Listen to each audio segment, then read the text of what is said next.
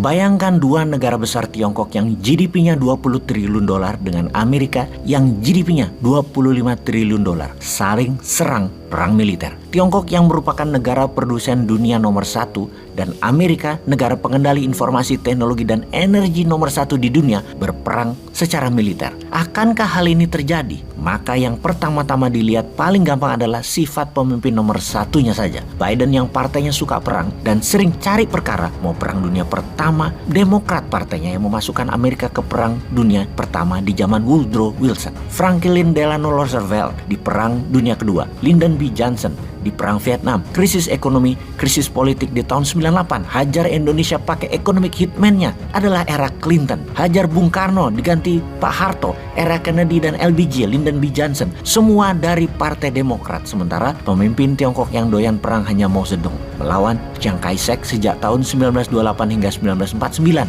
perang saudara mereka pada saat itu. Deng Xiaoping tidak. Dia bapak ekonominya Tiongkok. Begitu juga Jiang Zemin hingga Hu Jintao. Semua pembangun ekonomi. Kalau Xi Jinping bagaimana? Xi Jinping terbukti agresif menyerang Uighur, memberantas lawan politik atas nama korupsi, kemudian serang India di Lembah Galwan dan memprovok Taiwan. Xi Jinping dengan Belt Road Initiative adalah rencana penaklukan ekonomi negara lain yang saat ini Tiongkok mempercepat pembangunan angkatan perang dalam 8 tahun ini untuk menjadi angkatan perang terbaik nomor 1 di dunia. Anggaran militer Amerika adalah 800 billion dolar per tahun. Bayangkan APBN Indonesia hanya 180 billion dolar. Kementerian Pertahanan Amerika budgetnya 4 kali lebih besar dari hajat hidup 280 juta warga Indonesia. Anggaran militer Tiongkok sekitar 230 billion dolar, yang mana di dalam pidato penyambutan dalam pembukaan di rapat Partai Komunis Tiongkok kemarin, Xi Jinping mengatakan akan menaikkan anggaran militer tersebut agar bisa menang mengambil Taiwan. Dan ini sebuah perkataan yang sangat agresif yang oleh pengamat militer dunia diperkirakan dengan anggaran dinaikkan setiap tahunnya, maka di tahun 2024 Tiongkok sangat siap untuk ambil Taiwan secara militer. Bahkan 6 tahun dari sekarang kekuatan militer Tiongkok sama dengan Amerika. Karena itu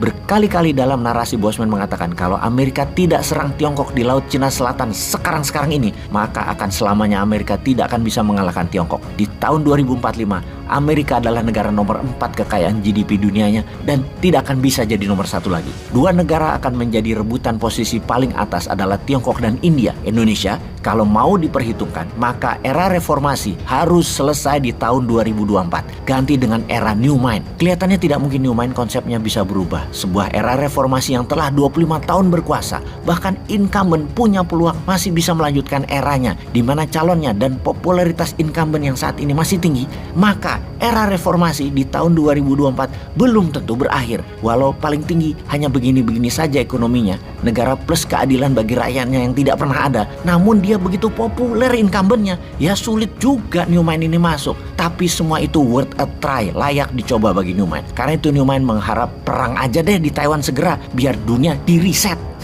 Kita lihat peluang perang di Taiwan sekarang. Ini bukan perkataan Bosman, namun Antony Blinken yang mengatakan. State Secretary-nya Amerika atau komando ketiga pemimpin tertinggi Amerika dalam chain of command-nya Amerika yang mengatakan bahwa Tiongkok akan mempercepat aneksasi penggabungan Taiwan dalam satu Cina.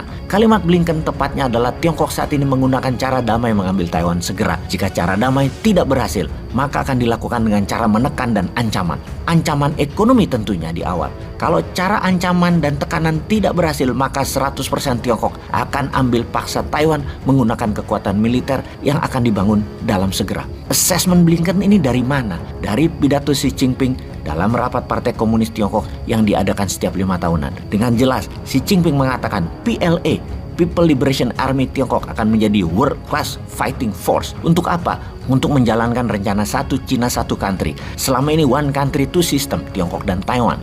Chinese Reserve Necessary Measurement Against Taiwan adalah perkataan Xi Jinping yang diartikan Blinken sebagai rencana besar mengambil Taiwan. Tentunya semua ini adalah bluffing gertakan Tiongkok ke Taiwan dulu. Kalau gagal, maka serangan militer pasti akan dijalankan. Waktunya yang kita belum tahu dan belum bisa baca saat ini. Ada baiknya sekarang kita membaca kekuatan militer dua negara Amerika dan Tiongkok. Saat ini Amerika memiliki 296 kapal perang besar dan 11 kapal induk flight carrier. Tiongkok memiliki 355 kapal perang dan 3 kapal induk, dan sedang membangun 4 buah lagi. Ada lagi yang menghitung kekuatan militer Amerika terbaik adalah di era tahun 80-90-an, di mana jika dibandingkan kekuatan tersebut, pesawat tempur, bomber, kemampuan pilot, serta amunisi tentara Amerika itu menurun kekuatannya 30% saat ini jika dibandingkan dengan tahun 80 dan 90-an. Sementara Tiongkok saat ini adalah kekuatan militer yang tertinggi sepanjang masa. Walau kalah dari Amerika, namun perang di Taiwan adalah perang naval war bagi Amerika, namun bagi Tiongkok perang darat, laut, udara. Karena jaraknya hanya 200 km selat Taiwan yang memisahkan Taiwan dari daratan Tiongkok, lebih mudah Tiongkok memenangkannya. Lalu bagi Indonesia bagaimana? Di tahun resesi, di tahun inflasi, di tahun harga-harga tinggi dan semakin mahal, ditambah perang semakin mendekat, apa rencana membuat Indonesia untuk menjadi negara nomor 1 di dunia di atas Tiongkok, di atas India, di atas Amerika di tahun 2045? Mana? Masa hanya opsinya perpanjangan jabatan atau ganti presiden doang sih?